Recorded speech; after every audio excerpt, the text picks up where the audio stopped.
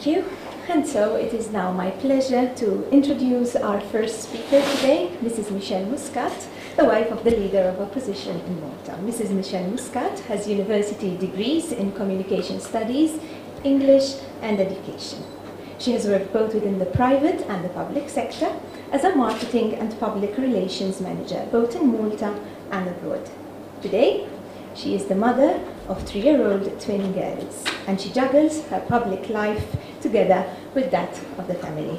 Please allow me to introduce Miss Michelle Muscat. Good evening, Mrs. Gonzi, Mr. Atif, ladies and gentlemen. It is with great pleasure that I stand here this evening to celebrate such an important event. When International Women's Day was first declared in 1910 and then celebrated with its first event in 1911 in Austria, Denmark, Germany and Switzerland, they were attended by over 1 million people. 100 years on, International Women's Day has become a global mainstream phenomenon, celebrated across many countries, and is an official holiday in approximately 25 countries, including Afghanistan, Russia, Ukraine, Vietnam and Zambia. International Women's Day Centenary should make us women proud of our past, inspired by the present and envisioned for the future. Women have made great strides in equality, yet there is still a great deal to be achieved on many fronts. The 2011 International Women's Day Centenary has provided a unique and global opportunity to reignite, inspire, and channel women's equality for the future. This is one such occasion. It is estimated that women carry out 66% of work on a worldwide basis, produce 50% of all food, but earn 10% of the total income, and own only 1% of the world's property. Malta ranks at number 89 out of 134 world countries on the Equality Index World Economic Forum, mainly because of the low economic participation of women in the labour market and the low number of women in politics. If I have to state the percentages, that would be 39% for the labour market and 8.7% for women in politics. According to the Global Gender Gap, quoting 2005, Malta's overall rank is 43 out of 58 countries. In economic participation, it stands at 56. In political empowerment, its rank stands at 45. These indicators are in stark contrast to Malta's ranking at 16 in educational attainment and at 24 in health and well-being. Therefore, the two major areas of concern that we need to work on are economical and political participation. In Malta, women's suffrage came about in 1947. Unfortunately, we have not registered much progress over the last 60 years in the political arena. The 50s saw more women as members of parliament than there are nowadays at 8.7%. The current administration can boast of 2 women parliamentarians on the government side and 4 women on the opposition side. This is in contrast to women's advancement in education. Suffice it to mention that for a number of years now, 60% of university graduates have been women. Women have a strong presence in practically all faculties, except for engineering and computing, areas that still need to attract more women. However, there are only 39 women out of every 100 who are participating in the labour market.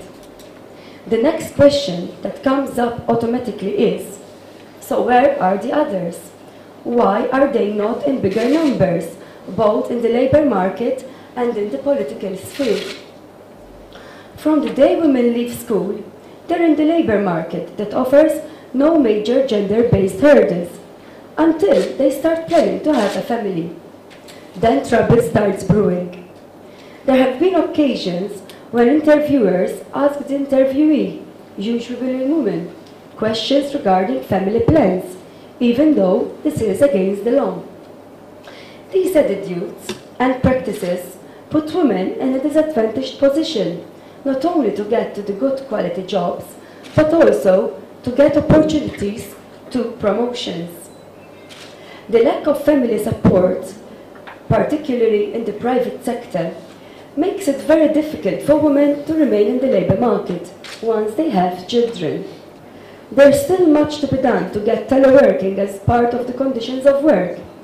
Moreover, the lack of after-school activities is also forcing parents, mainly women, to work on reduced hours, when clearly both in the family and the country need their economic contribution.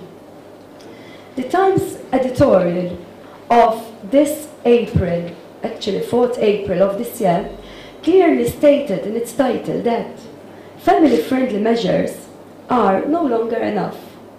It mentioned the children's allowance initially introduced by the Labour government of the 70s, marriage grant also introduced by the Labour government of the 1980s, and the tax incentives introduced over recent years.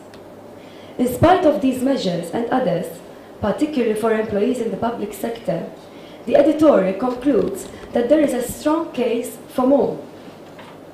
We cannot speak of family values without giving effective support to its various members, particularly women. In our patriarchal society, women are still expected to be the perfect wives, perfect mothers, perfect workers, and perfect housewives, while society looks on men with much more benevolence and tends to excuse their indiscretions.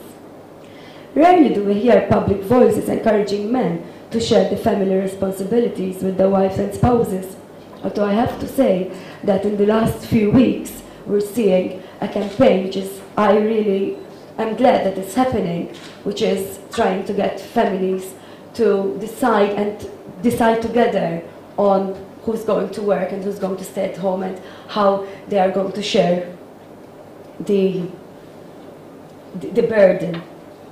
Long gone are the days when men can get away with the excuse that they were not brought up to help in their parents' house. Neither are the women nowadays. But women learn to cope, because when they become mothers and housewives, it comes natural. But even for men, there can't be these excuses. Single parents, mainly women, are even worse off, as there is practically no special measure to address the situation. If a couple have problems coping because of a lack of holistic structure to address their needs to find a work-life balance, the situation for single parents is even worse. What is worse is that we denigrate single mothers for living off the state or for working in the informal economy.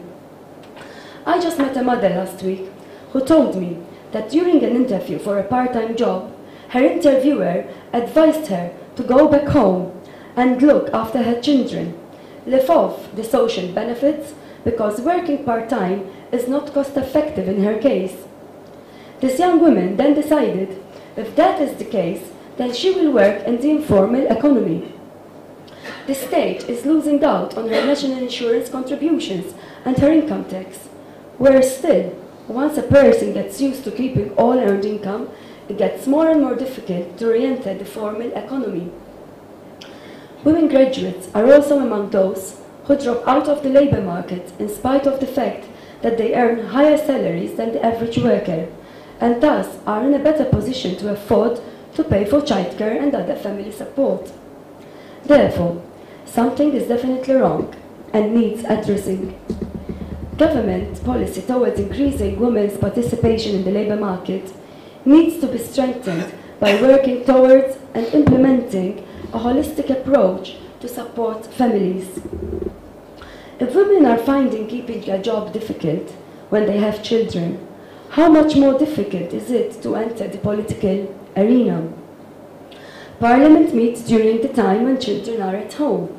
The same can be said for political meetings. Door-to-door canvassing is usually in the evenings, when the chances of meeting most members of the family are higher. The list is unending. Again, there is need for government intervention to facilitate the process and effectively encourage women to enter the political sphere. I have focused mainly on the economic and political fields.